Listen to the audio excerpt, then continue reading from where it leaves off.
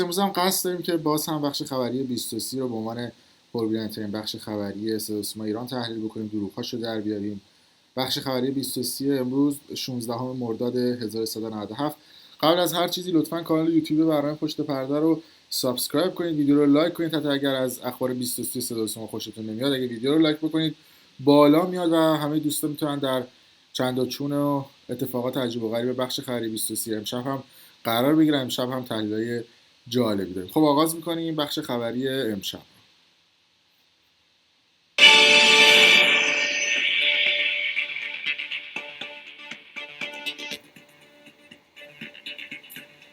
بسم الله الرحمن الرحیم. صلوات می‌فرستیم بر حضرت محمد و آل محمد. خانم‌ها و آقایان سلام، شب شما بخیر باشه.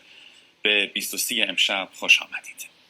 دلار در کانال 8000 تومان، سکه 3200.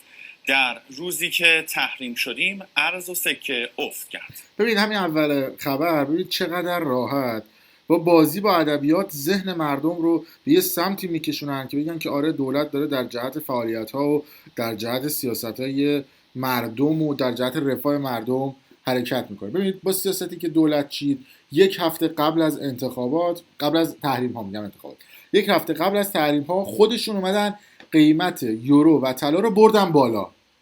ببینید طلا و یورو رو من و شما که تعیین نمی‌کنیم، یه سری دلال و آقازاده و فاضلاب زدن که اونها قیمت طلا و یورو رو بالا میبرن. اومدن قیمت طلا و یورو رو یک هفته قبل از تحریم ها بردن بالا، مردم هم هجوم آوردن و طلا و سکه ها رو خریدن. اینجوری باعث شد که هم یوروهای خودشون به فروش برسه، هم طلاهای خودشون. بعد ببینید که چند تن طلا فروختن و طلاها رو به حال آب کردن، ضرب کردن و سکه کردن. اگه یادتون هم باشه اون قضیه رضا زراب و نمیدونم قضیه بابک زنجانی و اون هواپیمای پر از طلا بود که اتفاق افتاد، طلا وارد کشور شد دیگه. طلا رو که نمیتونن تو خونشون بزنن، بعد اینو تبدیل میکردن به سکه. بعد باید یه تب و هیجانی رو توی جامعه ایجاد میکردن که مردم میگن اوه امروز اگه طلا بخریم سود میکنیم. به همین راحتی با همین ترفند تونستن طلا و سکه و یوروشون رو بفروشن. بعد چه اتفاقی افتاد؟ رسوندن طلا رو به مرز 3,500,000، یورو رو رسوندن به مرز 12-13 تومان، یورو رو رسوندن، دلار رسوندن به مرز 10,000 تومان، 11,000 تومان. و بعد از اینکه تحریم ها شروع شد خودشون آوردنش پایین که مردم ثابت بکنن ببینید تحریم ها اثر نداشت. ببین تازه تحریم ها شروع شد طلا و یورو اومد پایین.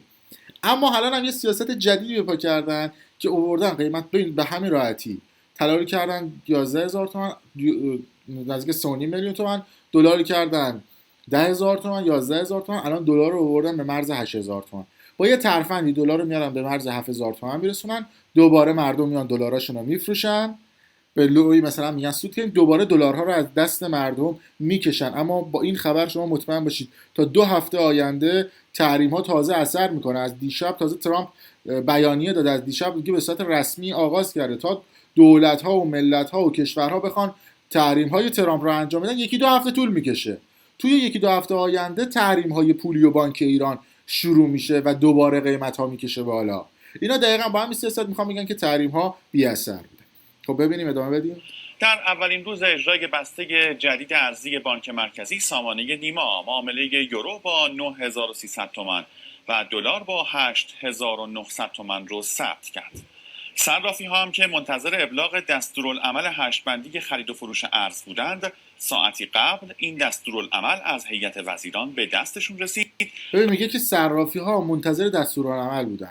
پس صرافی‌هایی که به همین راحتی تحت کنترل دولت هستن و تحت حمایت دولت هستن و بدون اجازه دولت کاری نمی‌کنن، طبق اخبار دروغی که داره بخش 23 میگه، پس چجور نتونستن یه هفته پیش دلار و ارز و طلا رو کنترل بکنن در بازار ایران؟ مگه صرافی‌ها تعطیل نبودن به خاطر اینکه بانک مرکزی گفته بود صبر کنید تا من بخشنامه بدم؟ یه بخشنامه میداد میگه آقا چرا سکه رو برید بالا، یه بخشنامه میداد میگفت چرا دلار رو بردید بالا. اینها دروغ‌هاییه که بخش 23 تو ذهن مردم میکنه و فعالیتشون رو از فردا شروع میکنند. فعالیتشون از فردا شروع میکنه. راحت میگفتن با یه بخش بانک مرکزی فعالیتشون خوابیده. در دستور جدید صرافی‌ها مکلف شدند که همه فعل و انفعالات رو در سامانه معاملات ارزی نیما ثبت کنند. ببینید این سامانه نیما الان 8-9 ماهی هست، 1 سالی هست که داره در ایران فعالیت میکنه. چرا از 1 سال پیش یادشون نیفتاد که سامانه نیما وجود داشته باشه؟ چرا موقعی که یورو 4000 تومان بود 3800 بود سامانه نیما رو اینجوری رسانه‌ای نکردن؟ اونها میخواستن که دلار و یورو به 12000 تومان برسه. امروز بانک ملی هم حساب سپرده ارزی باز کرد و با مهر ضمانت بانک مرکزی به دارندگان ارز اطمینان داد سود سپرده هاشون به صورت روز شمار و بر مبنای نرخ‌های بین‌المللی در پایان هر ماه پرداخت میشه. میگه که بیاید طلا و یوروهاتون رو بیشتر حالا ارزش مزوشون بیاید بذارید تو بانک ملی، که اگر اینا رو بذارید تو بانک ملی. اما سری بزنیم به بازار و واکنش‌ها به سیاست‌های جدید ارزی. ببینید الان میخوام مصاحبه مردمی بگیرن خبرنگارها. اگه دقت بکنید ببینید چقدر بخش 23 دروغ به خورد مردم میده و چقدر روانشناسی کار میکنه. 4-5 تا مصاحبه مردمی میگیره، میگن بله میخوام بفروشیم، بله اومده پایین، بله داره ارزون میشه، به خاطر اینکه مردم رو تحریک بکنن که طلاها و دلاراشون رو وارد بازار بکنن. مجبور بودن این سیاست رو ایجاد بکنن. اینجوری میگن تحریما خنثی میشه. حالا میخوان دلارها و یوروهای مردم رو از توی خونه‌هاشون بکشن بیارن بریزن تو بازار، چون اگر دلار و یورو توی بازار نباشه دولت ضرر میکنه. به خاطر همین با این ترفند میخوام به مردم میگن که آره طلاها و دلاراشون رو آوردن توی بازار. حالا جالبه بعضیش با رئیس اتحادیه طلا فروشان هم صحبت میکنه، میگه آره یه شوک مقطعی هم خواهد داشت، تیکه رو هم میندازه، ولی خب اگه باهوش باشید متوجه تیکش هم میشید. اینها میخوان این طلا و یوروها رو از جیب مردم خارج بکنن و بیارن توی بازارها بریزن. و جالب اینجاست ببینید اگه شما مردم طلاها، یوروها، دلارهاتون رو وارد بازار بکنید، اگر تو دلار رو 10,000 تومان خرید داشتید، وقتی وارد بازارش بکنید طلا و یورو افت میکنه، میشه 4,000 تومان، میشه 5,000 تومان.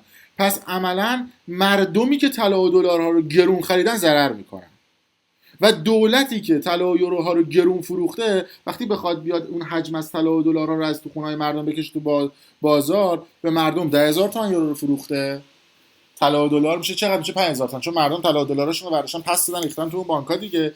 وقتی بانک هم میبینه نقدینگی داره، نقدینگی رو میریزه تو بازار، میره دست مافیای خودش، همه چیز میاد پایین. پس اون مردمی که طلا رو خریدن 10,000 تومان ضرر میکنه. الان 9200 9300 نسبت به مصاحبه مردم روش بدید. هفته گذشته تقریبا آره یه حدود 1500 تومان کاهش شده. موقعی که گرون شده بود شما این مصاحبه‌های مردمی رو در تلویزیون نمیدیدید اگه بخش خبری 23 رو دیده باشید. الان من نوعی به نوع الان اگر بیام خیالم راحته که پلیس نمیاد به من بگه آقا شما قاچاق داری چرا ارز داری. این مورد خوبه در این مقطعی که درست امروز روز تحریم ها بود، خوب حرکت خوبی بود. ببین دقیقاً می‌خواستم به این نتیجه برسم که روز تحریم ها بود همه چیز اومد پایین. ببین با چه دروغ‌هایی رو اصطلاحاً ما بهش میگیم نقطه زنی خبر، چقدر خوب نقطه زنی میکنن و چقدر خوب دروغ‌ها رو به خورد مردم میدن. اما هیئت دولت فهرست مشمولان ارز دولتی رو هم اعلام کرد. 25 کالا که میونشون گوشت، برنج، ذرت، جو، دارو، شکر، روغن، حبوبات، لاستیک، کاغذ و چای هم دیده میشه. فهرستی که رئیس جمهور در جدید یه نکته جالبی وجود داره. نکته جالب اینه ببینید کالاهایی که میخواد بهشون ارز دولتی تخصیص داده بشه، برنج خارجی دست مافیاست، گندم دست مافیاست، گوشت قرمز دست مافیاست، نمیدونم شکر دست مافیاست، روغن دست مدلل و مافیاست، کاغذ دست مافیاست، چای دست نمیدونم احمد و محسن و مافیاست، دارو که حالا اشاره میکنیم در جلوتر دست فرزند وزیره دست مافیاست و ماشینالات و تجهیزات که دارن منتشر میکنن. از 25 قلمی که اینا اعلام کردن 20 قلمش در اختیار مافیای خود دولته، در اختیار فاضل آبزاده ها آقازاده های خودشونه، در اختیار هیئت دولت قرار داره. پس اینها این مصوبات رو برای من و شما مردم که تصویب نکردن که. ببین آقای روحانی چی گفته بود دیروز تو بخش خبریش که البته پر از سوتی بود. خب ترین نطق تلویزیونی ضمانت کرد دست کم تا فروردین سال بعد ارز دولتی با نرخ ثابت این بگیرد. ارزی که اگه ارز دولتی با نرخ ثابت ویدیو ضبط میشه 2 هفته دیگه نگاه بکنید. اگر ارز همین قیمتی بود که الان بود، شما مطمئن باشید که من برنامه پشت پرده رو پاک میکنم میرم، اما مطمئن باشید که 23 داره درست میگه. ببین من نمیدونم 23 مثلا اینا که قسم خبرنگاری خوردن چرا اصلا حرفای دروغ اونها رو نقل قول میکنن. اصلا آقای روحانی هم گفته شما به عنوان صدا چرا حرفای دروغ اون رو نقل قول میکنید. برای کالای اساسی 4200 تومان هست. این ادامه خواهد داشت، یعنی حداقل مردم باید بدونن تا پایان فروردین سال آینده. به خنده آقای روحانی هم که خوشم میدونه داره چی میگه، بعد میخندم. گوش بدید. این نرخ دست نمیخوره برای کالای اساسی و ارزی که داده میشه باید به طور شفاف به مردم گفته بشه. ما 4200 تومان چقدر ارز دادیم، به کیا ارز دادیم، شرکت. خب چرا تا الان شفاف نبوده؟ الان سوال اینجاست، چرا تا الان این ارزها فعال نبوده؟ دولتی، شرکت خصوصی بناس چه کالایی بیارن و قرار ما با همه وزرا این شده که این ارز 4200 تومانی که در واقع یارانه‌ای هست تا رسیدن به دست مصرف کننده همه نظارت بکنن. بازار سکه هم امروز افت بیش از 200,000 تومانی رو تجربه کرد. سقوطی که کارشناسان احتمال میدن فردا و با تزریق سکه به بازار شتاب بیشتری میگیره. ببینید سکه رو اینا نیومدن 2 هفته پیش که قیمتش 1.5 میلیون بود تزریق بکنن، گذاشتن از 17 مرداد ما سکه رو تزریق بکنن که سکه به اوج خودش برسه، بعد از تحریم ها هم باشه 3 میلیون باشه تزریق بکنن. سکه که ارزشش 1,500,000 تومانه 2.5 میلیون بکننش تو پاچه مردم. بعدش هم بهم میگن تزریق شد سکه از 3.5 میلیون شد 2.5 میلیون. 1 میلیون هم تازه اینجا سود بکنن. اون سکه هایی که تلاش رو معلوم نیست کجا آوردن و ضرب زدن. قیمتا تا همین الان که اعلام شده سکه ریزشی بوده تا 350 اومده. عرضه و تقاضا به تعادل رسیده و شاید هم عرضه بیشتر از تقاضا بوده. با توجه به اینکه بانک مرکزی این گوش بدید باحال حرف میزنه رئیس اتحادیه‌شون. از روز 17 همین برج میخواد به تعهدات خودش عمل بکنه، حدود 2 میلیون سکه رو میخواد به مردمی که ثبت نام کردن ارائه بکنه. خوشبختانه این اثرگذار هست به صورت کوتاه مدت. ببین اثرگذار هست به صورت کوتاه مدت، چون سکه ها ثبت نامی بوده از قبل پولشون رو گرفتن و میدونید که مثلا سکه رو 1,400 1,500 به مردم دادن، با قیمت روز یه چند درصدی پایینتر به دست مردم میرسوننش. خب ولی جالب رئیس اتحادیه هم میگه این مقطعیه، یعنی یه مسکن موقت میخوام بزنن، یه پولی تو جیب مردم، یه پولی هست اون وسط، یه افتی میخواد اون وسط به طلا بدن که هم شوک به تحریم ها وارد بکنن هم مقطعی باشه. خود رئیس اتحادیه‌تون داره میگه کار خوبیه اما باید ادامه دار باشه. قدردانی از راویان 40 سال اقتدار ملت ایران. رئیس من نمیدونم میگه راویان 40 سال اقتدار ایران، از کجا در آوردید اقتدار ایران؟ اینا کجا راوی بودن؟ خب حالا همکاران خودمون هم بودن، منظورش خبرنگاراست. سازمان صدا و سیما در مراسم قدردانی از خبرنگاران رسانه ملی صداقت، دانش و هنر رو عامل جذابیت خبر دونست و تاکید کرد خبرنگاران باید در میان مردم و زبان گویای اونها باشن. میگه در میان مردم و زبان گویای مردم باشن. اگه زبان گویای مردم بودن الان وضعیت صدا و سیما ما این نبود که مردم روی بیارن به ماهواره‌ها و با طرح‌های نمیدونم رزمایشی بخوان دیشه مردم از روی ماهواره‌ها بکشن پایین. بابا دیگه بس دیگه، من خودم دیگه تو صدا و سیما بودم، میزان بیننده رو میدونم در صدا و سیما چیه. دیگه رومن که نمیتونه 6 تا بیاد، داره برای مردم ممکنه تو هم شرکت بزنه. ببین همین حرفشون هم دروغه، خودشون میگن صداقت، خب در گفتن صداقت هم اینا دروغ دارن میگن. دکتر علی عسگری به راه اندازی 290 شبکه فارسی زبان به دست دشمن و صید اخبار بد به سوی کشور اشاره کرد و گفت هنر ما اینه که هنرمندانه همه اخبار رو پوشش بدیم. میگه هنر ما اینه که هنرمندانه همه اخبار رو پوشش بدیم. بعد میگه که هنر ما اینه که دزدی‌های مردم رو هنرمندانه کاور کنیم. چند تا دزد رو اسمشو در صدا و سیما گفتیم. مگه صداقت و عدالت نباید باشه در صدا و سیما؟ مگه صدا و سیما نباید دانشگاه باشه؟ این دانشگاهی که ما برنامه‌ها رو اولا که کپی می‌کنیم از کشورهای خارجی، از دوره همی و نمیدونم برنامه رامبد جوان بگیر بیا تا پایین. مگه به گفته خودتون نباید صدا و سیما دانشگاه باشه؟ مگه نباید در دانشگاه خلاقیت وجود داشته باشه؟ میگه هنرمندانه. چه هنری ما اومدیم انجام دادیم؟ چقدر دروغ به خورد مردم دادیم؟ خود من بیش از 100 تا گزارشم از صدا و سیما ایران پخش نشد، محرمانه اعلام شد. من خودم مثال میزنم، شماره مثال نمیزنم. 100 تا گزارش من در صدا سیمای ایران مجوز پخش نگرفت. این میشه صداقت؟ این میشه عدالت؟ چرا پخش نشد؟ به خاطر اینکه سیاست‌های خودتون و دل و دزدیاتون می‌خواست پخش بشه، نذاشتید پخش بشه. خب و ضمن بیان اخبار خوب و سازنده، نقدهای سازنده هم ارائه کنیم.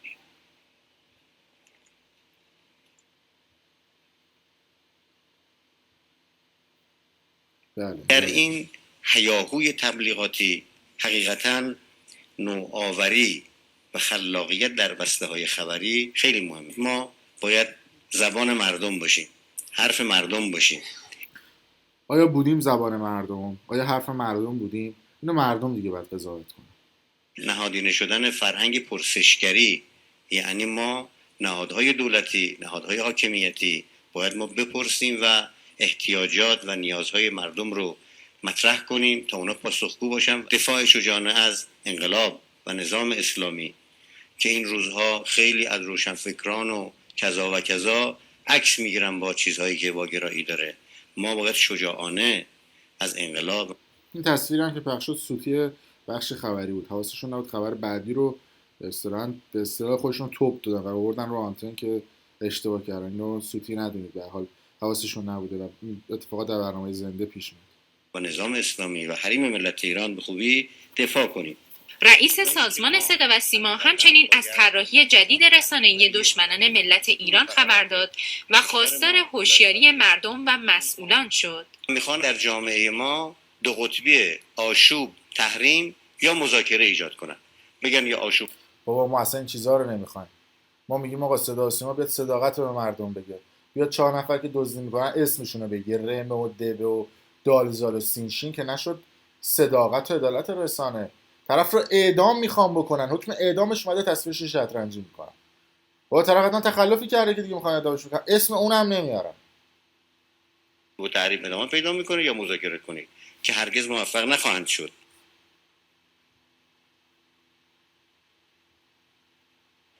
اتحاد علیه تحریم‌های ضد ایرانی آمریکا. دستور اجرایی رئیس جمهور آمریکا برای اعمال مجدد بخشی از تحریم‌های یکجانبه این کشور علیه ایران با واکنش جهانی مواجه شده. رئیس جمهور آمریکا تهدید کرده هر کی با ایران تجارت کنه نمیتونه با آمریکا تجارتی داشته باشه. این تحریم شامل طلا، فلزات گرانبها، آلومینیوم، فولاد، زغال سنگ، معامله با ایران با دلار آمریکا و همینطور فروش خودروهای سواری و هواپیمای مسافربری میشه. گوش دادید چه تحریم هایی بود؟ اولیش طلا و مس و نقره و امثال اینها بود. پس این تحریم ها تا 2 هفته دیگه تو بازار ایران قطعا تاثیر خواهد داشت، چون ایران بازار طلاش با بازار جهانی یکیه و ما وقتی نتونیم ارز وارد کشورمون بکنیم، وقتی ما نتونیم طلا وارد کشورمون بکنیم و وقتی نتونیم طلا معامله بکنیم، وقتی نتونیم نفت معامله بکنیم، عملا این تاثیرگذار خواهد بود. حالا بعد ادامه میده که اروپا میخواد از ایران حمایت بکنه، عملا که اروپا هیچ وقت پشت امریکا رو خالی نمیکنه. یعنی شما مطمئن باشید این قضیه رو، اروپا به سمت سعی میکنه امریکا قش بکنه تا به سمت ایران، تا بوده همین بوده. اما اینجا رو داشته باشید که این خبر ربط به خبر اول 23 داره که نمیاد تو خبر اولش بگه که ما این تحریم ها رو شدیم از سمت آمریکا، میگه این تحریم ها شاملش شده. کمیسیون حقوقدانان فرانسه امروز چنین تحریمی رو که شرکت‌های اروپایی همکار ایران رو متضرر میکنه غیر قانونی اعلام کرده. روسیه هم این تحریم‌های آمریکا رو محکوم و اون رو نقض قطعنامه سازمان ملل توصیف کرده. رئیس جمهور عراق هم گفته کشورش نمیتونه به خواست آمریکا برای تحریم ایران بله بگه. عراقش من آمورده، نه تو رو خدا دیگه عراق هم بیاد ما رو تحریم بکنه دیگه. مثلا من ناراحت میشم اگه عراق واقعا ما رو تحریم نکنه. البته عراق هم ببینید سود کرده از این تحریم‌های ایران. شما توجه بکنید ایران وقتی تحریم هوایی بشه که تو روزهای گذشته هم بعضی از روزها تحریم هوایی شده بود، ببینید بابت هر هواپیمایی که از روی آسمان ایران حرکت بکنه بره ایران باید مالیات بگیره. بهش میگن حق دریافت پروازی آسمانی، دیگه همچین چیزی بهش میگن. حالا وقتی ما تحریم بشیم که بعد 100% هم میشیم، اینها مجبورن که از آسمان عراق، مثلا از امارات که به عنوان یکی از اسلام میگیم هاب‌های منطقه و یکی از شهرهای منطقه هستش امارات و دوحه قطر، اینها جایی هستن که فرودگاه بین‌المللی اکثرا اونجا میشینن که به سمت استرالیا میرن، به سمت اروپا میرن یا به سمت مالزی میرن، از این طرف به سمت امریکا میرن یا میشینن تو فرودگاه ترکیه یا امارات. و از آسمان ایران رد میشن میرن و اگر ایران تحریم هوایی بشه بعد بیان از آسمان عراق برن و این پولش تو جیب عراقی ها میره. اینا هم شما در نظر بگیرید. ولی خب اینجوری میان جلوی تلویزیون نمایش بازی میکنن، چون به هر حال در هر صورت به قول آلمانی زوویزو باید بیان از آسمان عراق ردشن برن.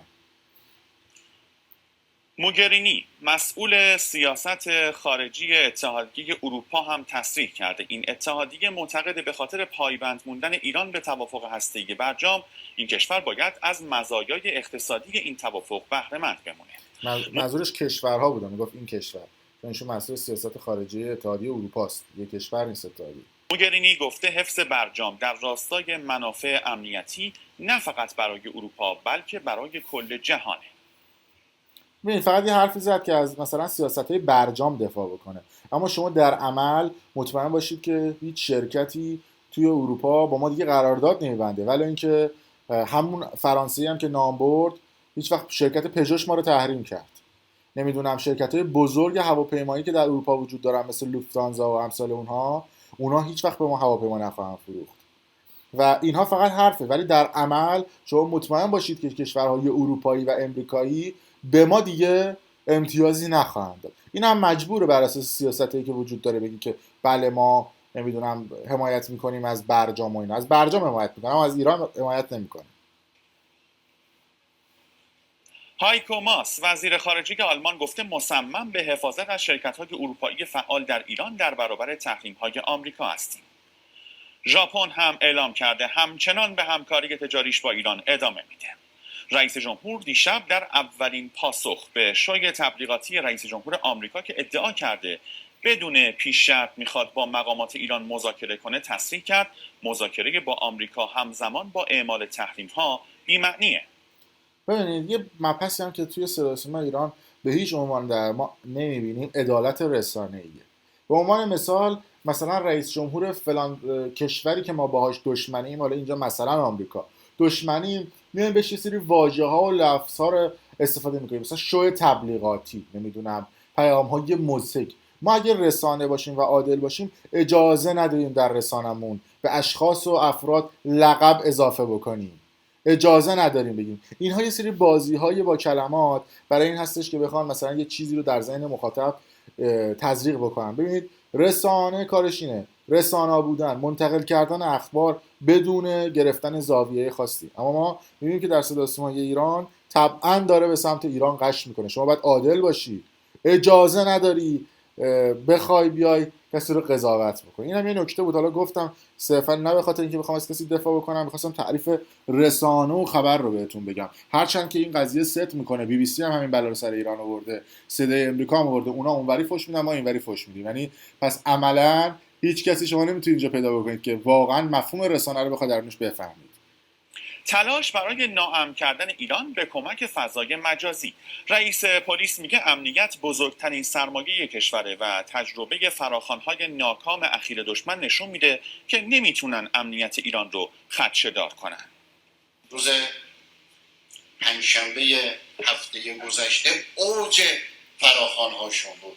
بیش از 200 نقطه رو و محل رو اعلام کرده بودن برای تجمع و تحرکاتی باشه که شاید در 15 نقطه شکل گرفته. ببین همچین صحبت میکنه آقای اشتری که مثلا میگه که رئیس پلیس هم هستنشون که مثلا اتفاق خاصی نیفتاده، نمیدونم چیزی نبود، 10-15 نقطه 5 نفر 10 نفر. آقا اگه مسئله مهمی نیست خب چرا رسانه ایش میکنید؟ اگه مسئله مهمیه که اینجا 10-15 نقطه فلانه خب نیست چرا رسانه ای میکنید؟ الان سوال اینجاست. پس حتما داره یه سری اتفاقات میفته که شما این قضیه رو دارید رسانه ای میکنید و فضای مجازی رو میگید که مثلا از اینا بهانه است که برای میخوام بقیه فضاها و اینا رو هم فیلتر بکنن. اون هم محدود نگرفت واقعا حربه اونها. این واقع شدیم. سردار اشتری با اشاره به افزایش تحرکات گروهک‌های تروریستی در مرزها گفت استحکامات مرزی برای مقابله با تهدیدات تروریستی به خصوص در مرزهای شرقی تقویت شده و نیروهای مرزبانی به سلاح‌های نیمه سنگین و تجهیزات پیشرفته مجهز شدند. من موندم که ما چرا همش مجهز میشیم اما زرت اتفاقات عجیب و غریب میفته توی مرزمون، یا هی فر و فر شهید میدیم از زاویه دید خودشون و آدم‌ها کشته میشن و مواد مخدر وارد میشه و قاچاق آدم وارد میشه. این همه امکانات داریم و داریم تجهیزش میکنیم هر روز، بچه اتفاقات میفته. ولی نکته و حرف من این نیست که اینا میگن ما با ذره‌های سنگین و نیمه سنگین مواجه میشیم. ببینید وقتی شما میاد توی اروپا و پدیده به اسم مرز رو نمیبینید که بین کشورها مرز نیست، واقعا خندتون میگیره که چرا داره در ایران این اتفاقات میفته. شما کافیه برید اینجا مرز بین بلژیک و هلند و آلمان رو ببینید، شما اصلا مرزی نمیبینید. یه رستوران میگن از این خط به این خط این مرز، از این به این خط این مرزه. ما خودمون کرم اینو داریم که برای خودمون جنگ و برای خودمون حاشیه ایجاد بکنیم. بگن چرا کشورهای اروپایی رو ببینید، مگه این همه مرز ندارن؟ مگه این همه اتفاقات، چرا جنگ اتفاق نمیفته؟ چرا قاچاق انسان ایجاد نمیشه؟ کمبود برخی اقلام دارویی زیر ذره‌بین کمیسیون بهداشت. از مجلس به مردم. دوز دارویی بازار تنظیم میشه. دوز دارویی بازار تنظیم میشه یعنی تنظیم نبوده تا الان. خب ارزی که تخصیص داده شد نسبت به حدود 4 ماه قبل 3 برابر افزایش داده شد، ولی نظارت کافی نشده بود برای ثبت سفارش دارو و تجهیزات. ببین گفته افزایش 3 برابر ارز تخصیص داده شده برای دارو. ما اینجا رونمایی میکنیم این آقا رو که شما قطعا میشناسید دیگه، آقای نعمتزاده هستن، وزیر سابق صنعت معدن تجارتی که آقای شریعت مداری اومدن توشون رو گرفتن. ایشون یه دختر داره که دخترشون اسمش هست شبنم نعمتزاده، که اونها یک گروه تجاری به اسم رسا دارن که خانم زینب نعمتزاده یکی دیگه از دخترشون هیئت مدیره است، یکیشون رئیس هیئت مدیره است. کلا فک و فامیلتن یه شرکت ثبت کردن که چیکار میکنن؟ محدوده توسعه داروی رسا رو انجام میدن. که این شرکت داروی رسا که اینجا میبینید شرکت داروی رسا ثبت اصلی کشورم شده، بدهی داره به شرکت سرمایه‌گذاری شفا دارو مبلغ 84 میلیارد، یعنی 8 میلیارد تومان بدهی داره. دارو وارد کرده و با همون ارزی که باباش رفته سفارش کرده تو هیئت دولت با نماینده‌ها بسته دارو وارد کرده و برای همینه که دارو تو ایران گرون میشه. امثال این آدم زیادن، حالا یکیش گندش در اومده. من و شما یادی همین الان بریم توی ایران، من الان در خارج از کشورم، برم توی ایران بگم بستنی میخوام خارج از کشور وارد کنم، نمیذارم. با اینکه پشمک نمیذارم من وارد بکنم، با اینکه تو خارج از کشور اقامت دارم مثلا، خیر سرمون. تجربه هم داشته باشیم اینجا، نمیدن به ما، میگن آقا به کی وصلی؟ اولش اونجا میری میگه سلام علیکم چقدر سهمیه بسیج فعال داری؟ میگی مثلا ندارم. بعد میگه خب فامیل آقازاده هستی؟ میگی ندارم. میگه خب یقت هم بازه، رو پیشونیت هم مهر نیست، پس شما امتیازات لازم رو برای صادرات واردات و گرفتن ارز ندارید. این شده ملاک و معیار یه سری از این مدیران برای دادن ارز. حالا شما بکنش 100 برابر. وقتی اون کسی که حقش هست و باید ارز رو بگیره نمیگیره و کار رو بلد هست نمیدید بهش که انجام بده، خب این اتفاقات هم میفته.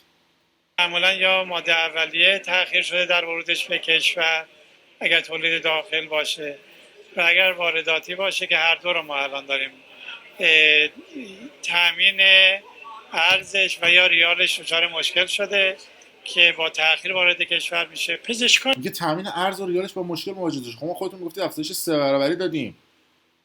یعنی چی؟ یعنی خب قبل از این که ارزش رو تامین بکنید تو گمرک نگه داشتید؟ مگه میشه؟ کدوم تاجری بدون اینکه سرمایه داشته باشه میره جنس رو میخره؟ اینجوری نیست. شما با یه رانتی میاری میذاری تو مرز و یا میذاری تو گمرک، میگه حالا بمون اینجا تا برام ببینم کیو پیدا میکنم رانت بزنم برگ سبز ترخیص بگیرم.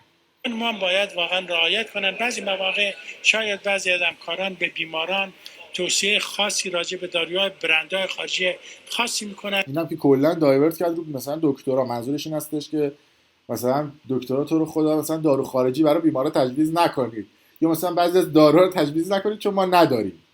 What the fuck؟ که وقتی بیمار احساس میکنه که این در کشور نیست یا قیمتش خیلی بالاست، انتظار داره که بیمار پرداخت کنن که از نظر قانون برنامه شده نیست. پزشک انتظار داره که بیمار پرداخت بکنه؟ پزشک چه انتظاری داره؟ پزشک دارو میرسه تو نسخه میره داروخونه میگیره. کامل بین ما و گمرک انجام شده. گمرک‌های اصلی کشور از جمله گمرک فرودگاه حضرت امام و گمرک شهریار همه بسیج هستن که هر دارویی اونجا هست ترخیص بکنن. اگه کسی مراجعه کرده و ترخیص نشده میتونه به ما مراجعه کنه تا این قشنگ حرف رانتیه دیگه. میگه دارو باید ترخیص بشه. داروهایی که یه سری افراد با رانت لابی آوردن، اینا میگه خب باید ترخیص بشه. یک روزه ترخیص انجام بشه. تصفیه حساب بیمه ایران با وزارت بهداشت. بر اساس قانون قرار بود 10% حق بیمه شخص ثالث به وزارت بهداشت برسه تا مصدومان رانندگی رو رایگان در اورژانس پذیرش کنند. تمام این مطالبات معوق که در حقیقت عدد ریالی تهاتر شدهش حدود 1000 میلیارد تومان هست بین بیمه ایران و وزارت بهداشت تصفیه حساب شد. این تعهدات مربوط به 1000 میلیارد تومان، خدا میدونه اینو کجا خرج کردن، چجور میخوان خرج بکنن، تو جیب کی میره، سود پول این که تو جیب کی میره خدا میدونه. الان هم شما برید تو اورژانس شما رو همچین رایگان هم پذیرش نمیکنن. من آخرین باری که ایران بودم 2 سال پیش دوباره رفتم تو اورژانس یه سرم به ما زدن، 50000 تومان از ما گرفتن. بدید پولشو بی زحمت. بخشی از تعهدات بیمه ایران در سال 95 و بخشی دیگرش مربوط به سال 96 بود که مال 95 هم بود. اون موقع من تو ایران بودم 95. پول اون رو بدید بی زحمت. همگی پرداخت شد و ما دیگه بدهی به وزارت بهداشت از این بابت نداریم. پوست اندازی بعد از 15. خب اینم خبرهای مجلس هستش که مجلس رو کلا من به جای اینکه بگیم مجلس شورای اسلامی بعد بگیم که مجلس شورای لابی دیگه. یعنی خبرهایی که تو اونجا میاد و اینا همه به فکر اینن که جیب خودشون و فک فامیل خودشون رو با قانونایی که تصویب میکنن پر بکنن. ویدیو رسید به 30 دقیقه، همونجوری که گفتم ما بخش خبری 23 رو تا 30 دقیقه تحلیل میکنیم، بیشتر نه چون خسته کننده میشه. لطفا اگر دوست دارید که برنامه بیشتر بشه تایمش برای من کامنت بذارید، ویدیو رو لایک کنید و برای دوستان خودتون به اشتراک بذارید. مرسی.